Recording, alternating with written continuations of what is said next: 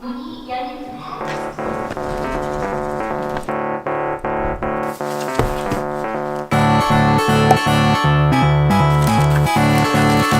교수님이 그러시더라고요. 제발 취업을 하려면 이 학점만큼은 넘겨라. 그리고 그 학점은 몇 점이냐면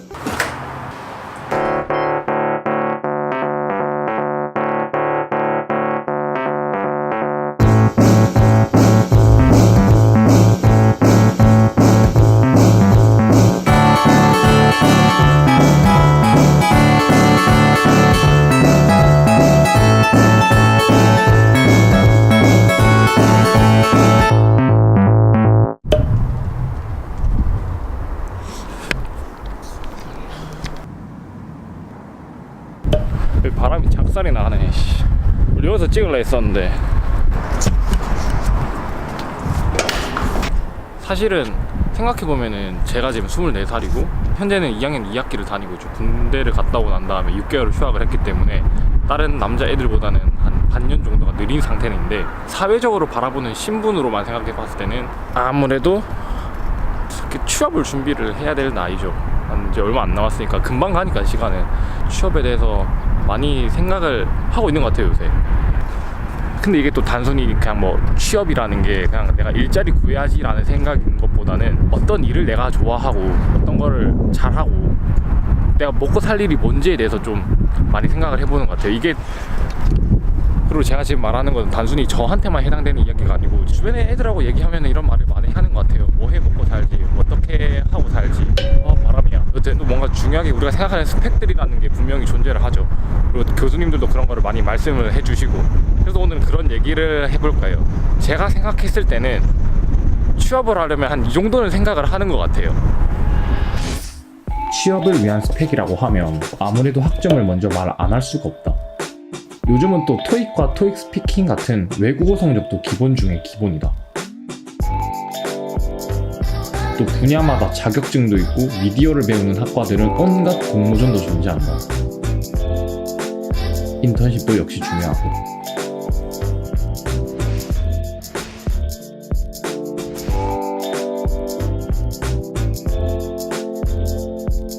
학점 3.5는 돼야 니네 그래도 취업할 확률이 높아진다. 적어도 그 정도는 돼야 취업을 할 만하다. 교수님이 말한 그 3.5라는 숫자가 다른 의미가 있어서의 3.5가 아니라, 기업은 사람을 뽑는 입장이고 취업을 준비하는 사람들은 뽑히기를 바라는 사람들인 거고, 어느 정도 숫자에 관련돼서는 숫자가 가지는 의미를 파악한다 이거죠. 그러니까 대학을 다니시는 분은 알겠지만 3.5와 3.4는 학점 차이로는 0.1점밖에 차이가 안 나지만 그게 표시가 됐을 때는 B 플러스로 표시되고 B 제로로 표시된단 말이죠.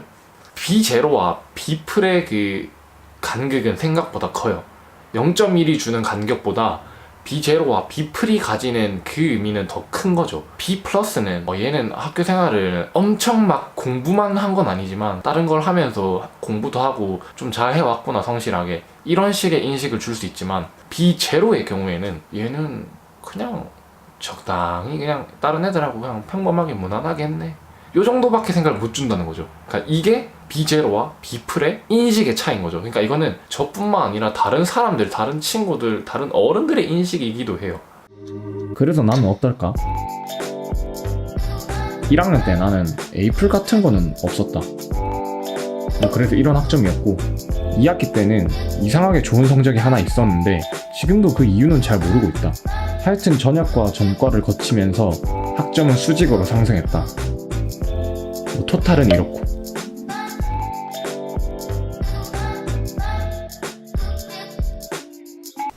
문이 열립니다.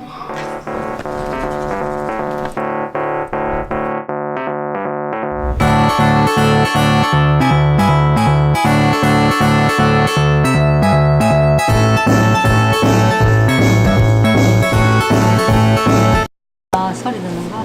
카메라가? 커피 만드시는 것도 사진 찍어주세요. 네네네. 아 진짜요? 됐습니다. 네.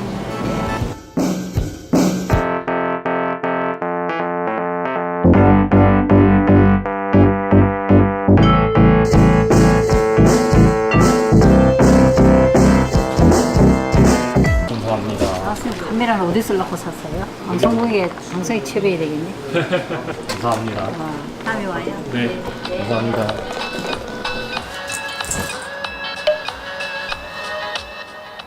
나는 고등학교 때는 정말 열심히 공부를 하는 편이었다. 그때만 해도 엔지니어가 꿈이었고 진짜 내가 그렇게 될 줄 알았으니까. 시간이 흐르면서 기쁨과 슬픔을 같이 한 성적표들이 쌓였었다.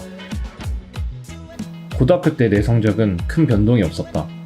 딱히 엄청 잘하지도 못하지도 않는 전부 골고루 하는 그런 학생이어서 특출나진 않고 평균을 조금 웃도는 성적이었다.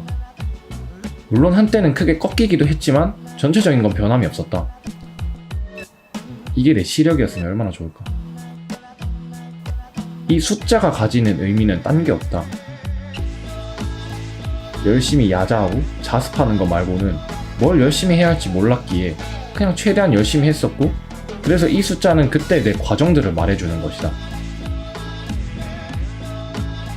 더 잘하고 싶었던 그때의 숫자들이었다.